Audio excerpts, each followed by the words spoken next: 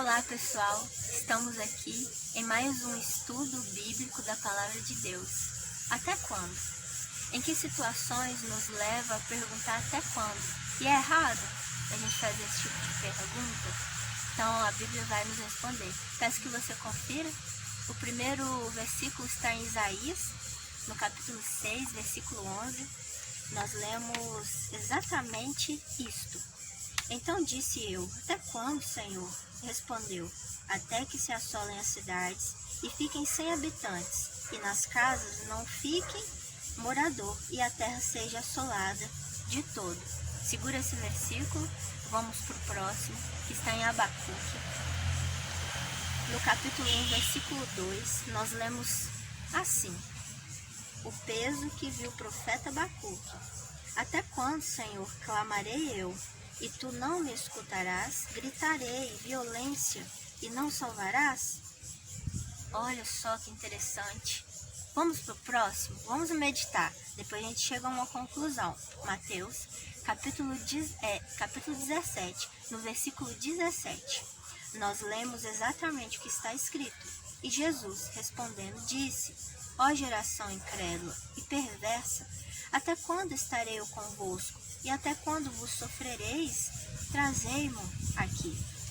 Então, alguma dessas perguntas está na Bíblia. Você leu, acompanhou, né? E, inclusive, Jesus, ele também fez esse tipo de pergunta, ele também respondeu, e por isso não foi condenado, certo? Vamos ler 2 Timóteo. Acompanha comigo também mais um versículo. 2 Timóteo, capítulo 3, versículo 1, vai dizer isto. Sabe, porém, isto, que nos últimos dias sobrevirão tempos trabalhosos. Olha, nos últimos dias sobrevirão sim tempos trabalhosos. Então, olha, é normal que em certas situações de sofrimento, de injustiça, a gente quer muito algo. Inclusive a conversão de algum parente nosso, algum querido nosso. E isso às vezes não acontece rápido, né? Mas é tudo no tempo do Senhor. E nós sabemos que é a vontade de Deus, que é a vontade de Deus, toda a humanidade se converta à verdade, né? A santificação eterna.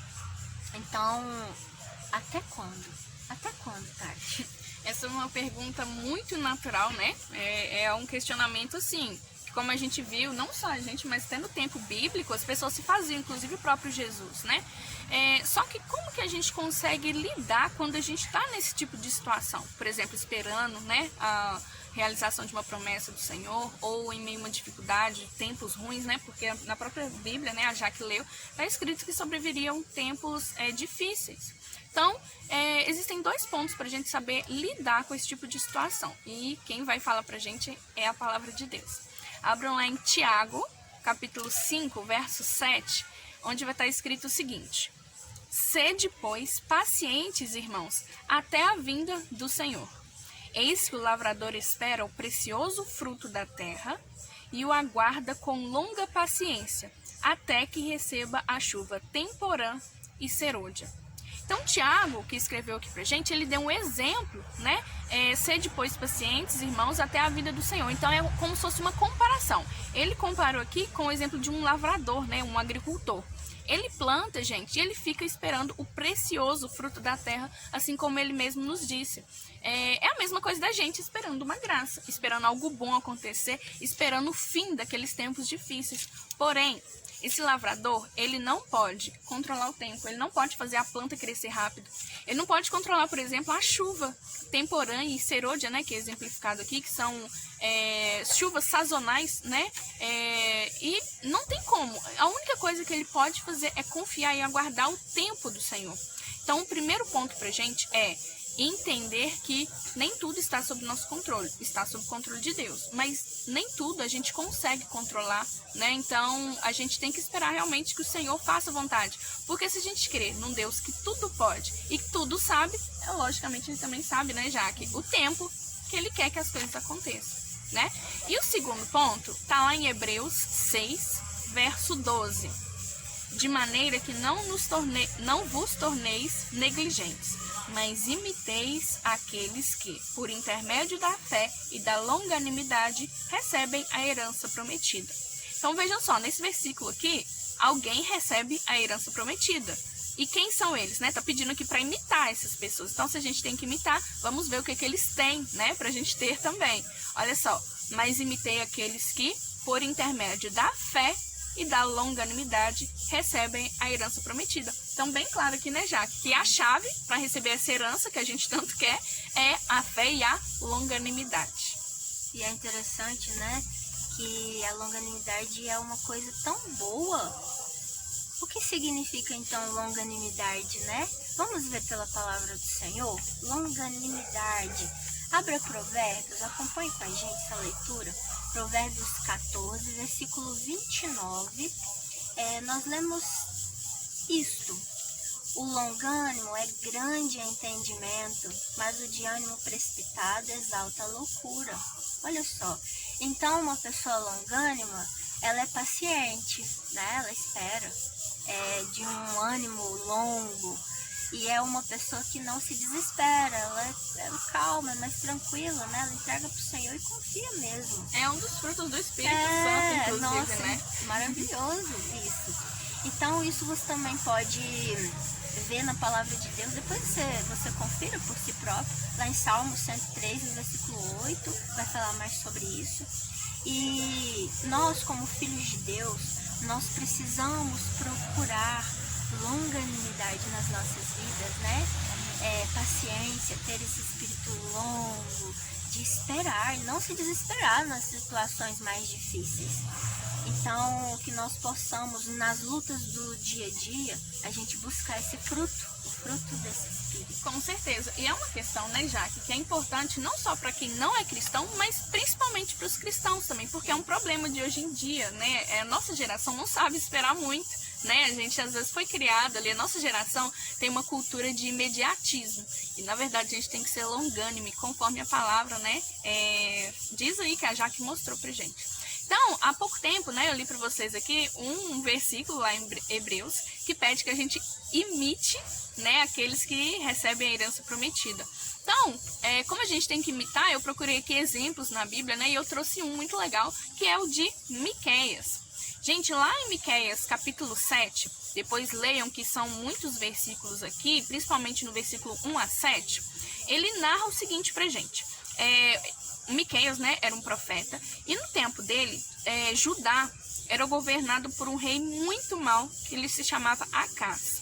Então, no verso 1 a 7, ele narra o quão maldosas eram essas pessoas, né? Olha só, vou dar um exemplo que eu não vou ler tudo, mas, por exemplo, lá no verso 3, eles fazem diligentemente o mal com ambas as mãos. Então, né, dá pra ver que é uma maldade, e isso me lembra muitos tempos que a gente vive. A gente assiste televisão, né, jornais, e a gente vê crimes assim hediondos que eu mesma até paro de assistir. Eu não gosto muito porque são muitas notícias que deixam a gente, né, até sem palavras, né? E naquela época tinha isso também. Olha, por exemplo, aí no verso 6. Pois o filho desonra o pai, a filha se levanta contra sua mãe, e a nora contra sua sogra. Os inimigos de um homem são os de sua própria casa. Gente, isso é muito comum também hoje em dia. Por isso que eu trouxe esse exemplo, porque se assemelha muito aos tempos que a gente está vivendo. Tempos sombrios, tempos difíceis, né? Só que, olha só o que Miqueias fala lá no verso 7 em relação a isso tudo. Por isso, olharei para o Senhor e esperarei pelo Deus da minha salvação. O meu Deus me ouvirá. Olha só que lindo esse exemplo, né? Ele vendo tudo desmoronando, tudo assim, todo mundo mal, todo mundo ruim, maldoso, cheio de coisas ruins no coração. E ele simplesmente confia no Senhor e espera a ação de Deus. É aquela coisa que a gente disse, né? Não tem como a gente mudar as coisas, nem tudo depende da gente, mas Deus sim pode. Então a gente tem que confiar que Ele vai efetuar conforme a vontade dEle e no tempo dEle. Por isso ele disse... Olharei para o Senhor e esperarei pelo Deus da minha salvação. Como nosso exemplo, a gente também tem que fazer isso diariamente. A gente tem que confiar firmemente que Deus vai agir no tempo que Ele quiser, com muita longanimidade. Verdade. E a falta dessa longanimidade, ela esfria a nossa fé, né? Com certeza. E nós temos na Bíblia alguns exemplos interessantes para nos confortar, para a gente poder cada vez mais nos esforçar. Pessoas que buscaram isso, ser longânimos, né? Como por exemplo Jó, Davi, Sara, Abraão, José do Egito, né? Foi um rapaz jovem ali que buscou essa longanimidade. Então, se a gente não buscar isso, a gente corre o risco de esfriar na fé. E não é isso que Deus quer para nós, né? Não quer para você também. Com certeza não. Então, assim, Deus tem sempre o melhor. E vamos ler um versículo na Bíblia mais que vai comprovar isso, de que a gente, se não buscar longanimidade, a gente pode esfriar. Está lá em 2 Timóteo 3, versículo de 2 a 4. Nós lemos assim, ó. Porque haverá homens amantes de si mesmos, avarentos, presunçosos, soberbos, blasfemos, desobedientes a pais e mães, ingratos, profanos, sem afeto natural, irreconciliáveis, caluniadores, incontinentes, cruéis, sem amor para com os bons, traidores, obstinados, orgulhosos, mais amigos dos deleites do que amigos de Deus. Olha, eu não quero ser assim, você quer, Tati? Com certeza não. Você com certeza não. Mas se a gente não buscar perseverar na fé, né? Buscar essa longanimidade, ter um ânimo de ânimo mesmo, nos animar, deixar que o Senhor também nos anime e buscar a paciência, a calma, a gente vai, infelizmente, acabar caindo nesses versículos aqui. Exatamente. No caso de uma pessoa não longânime, ela é meio impaciente, assim, no sentido de já desistiu das coisas. Então acaba esfriando a fé, traz uma desesperança, um coração frio. Isso acaba criando um clima ruim, né, no meio da família dela, porque uma pessoa que tem esperança, ela vai buscar diariamente, né, com muita alegria, inclusive com paz, com perseverança. Uma pessoa que não tem longanimidade, no caso, vai ser o contrário, né, e vai cair aí nesse versículo que a Jaque exemplificou pra gente. É verdade. Então, que nós possamos buscar isto nas nossas vidas, porque a luta, ela é diária, tá? Mas Deus, ele tá no controle de tudo. Amém. Gente, o que eu penso, assim, o que eu tenho aprendido nos últimos tempos, né, o que eu tenho visto, é o seguinte: a diferença entre um cristão e um não cristão, porque a gente sabe que tem algumas semelhanças. Por exemplo, a gente vê pessoas que não creem em Deus, mas que são bondosas, gostam de fazer ali o bem ao próximo, entre outras coisas. Tem caráter, tem um bom caráter, né? Então, só que existe uma diferença, que é o seguinte: a gente que crê em Deus, a gente tem a alegria da esperança. Então, independente dos tempos que a gente vive, a gente confia e a gente sabe que tem algo melhor para vir. A gente sabe que a gente não pertence a esse mundo, né? Que a gente espera aí uma terra, a terra prometida, né? Lá no céu, que Jesus mesmo está preparando pra gente. Então, a gente tem essa esperança, a gente serve com alegria, né? E buscando essa longanimidade, a gente consegue preencher esse requisito, né, Jaque? Tem um verso em Colossenses 1, esse verso é o 11, e ele está falando o seguinte: fortalecidos com todo o poder, segundo a sua gloriosa força, em toda a paciência e longanimidade, com alegria. Então, além da gente confiar, né, que Deus vai fazer aquilo que Ele quer, na hora que Ele quer, a gente também tem que ser bons filhos e servir com alegria, né? A gente não vai perder a esperança e essa felicidade que é servir a Deus. Então, gente, finalizando aqui, a gente precisa apresentar diante do Senhor aquilo que a gente precisa. Se eu não sou paciente, se eu não sou longânime, se a Jaque não é, se você não é, o que a gente tem que fazer é pedir a Deus isso, né? Ele é fiel e bom para conceder isso a gente, né? Se Ele vê que a gente realmente está querendo. E a gente precisa também semear, mesmo em tempos difíceis, né? Que o Senhor tenha sempre ali nossa confiança nas mãos dele, que Ele conte com a gente, mesmo que a gente esteja vivendo, assim como Ele contou, né, com a fidelidade de Jó, por exemplo. Então, a gente tem que ser dessa forma. E a gente, né, mesmo em meio às lágrimas. E, por último, eu queria dizer para vocês que quem caminha com o Senhor é invencível. A gente sabe que o Senhor já venceu. Então, é claro que a gente quer estar com Ele, né?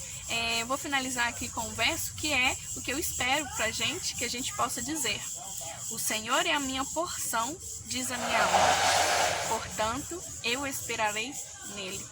Amém. Amém. Lamentações 3, verso 24.